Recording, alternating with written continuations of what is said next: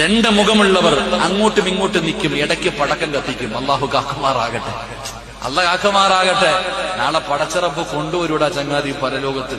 യശനിയും പരദൂഷണവും ആവശ്യമില്ലാത്തത് മുഴുവനും പറഞ്ഞു പരത്തിയിട്ട് സുഖിക്കുന്ന ചില ആൾക്കാരുണ്ട്. ഒന്നാലോചിച്ചു നോക്ക്, നീ നാളെ എങ്ങനെ വരും അള്ളാഹുടെ കോടതിയിൽ? അതിന്റെ ഭവിഷ്യത്ത് നീ ചിന്തിക്കുന്നില്ല. എത്ര കുടുംബങ്ങൾ നീ കാരണം തകർന്നുപോയി. ഭാര്യയും ഭർത്താവും തമ്മിൽ അകന്നുപോയി, കൂടപ്പുറപ്പുകൾ തമ്മിൽ അകന്നുപോയി, ഏറ്റവും നല്ല കൂട്ടുകാർ തമ്മിൽ പരസ്പരം നീ അടിച്ചു പിരിപ്പിച്ചു. എന്നിട്ടൊരു സുഖം, ഒരാനന്ദം. രണ്ടെണ്ണത്തിനെയും രണ്ട് തട്ടിലാക്കിയപ്പോ ഒരു സുഖം. ഭർത്താവിന്റെ വീട്ടിൽ ഭാര്യ. ചില അമ്മായി അമ്മമാരങ്ങനെയുണ്ട്, ചില ഉമ്മമാര് അങ്ങനെയുണ്ട്. സ്വന്തം മോന്റെ ജീവിതം തകർത്തിട്ട് അൽഹംദുലില്ലാ ഹാപ്പി ആയിട്ടിരിക്കണ ഉമ്മമാരും ഉണ്ട്. അള്ളാഹു കാക്കുമാറാകട്ടെ.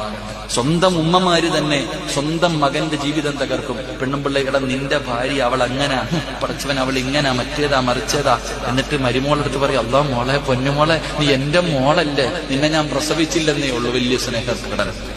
എന്റെ പ്രിയപ്പെട്ട സഹോദരങ്ങളെ, രണ്ട് സ്വഭാവമുള്ളവർ അള്ളാഹു കാക്കുമാറാകട്ടെ. ഉറക്കപ്പറ അല്ലാഹു കാക്കുമാറാകട്ടെ. അള്ളാഹു നമ്മളെ കാക്കുമാറാകട്ടെ.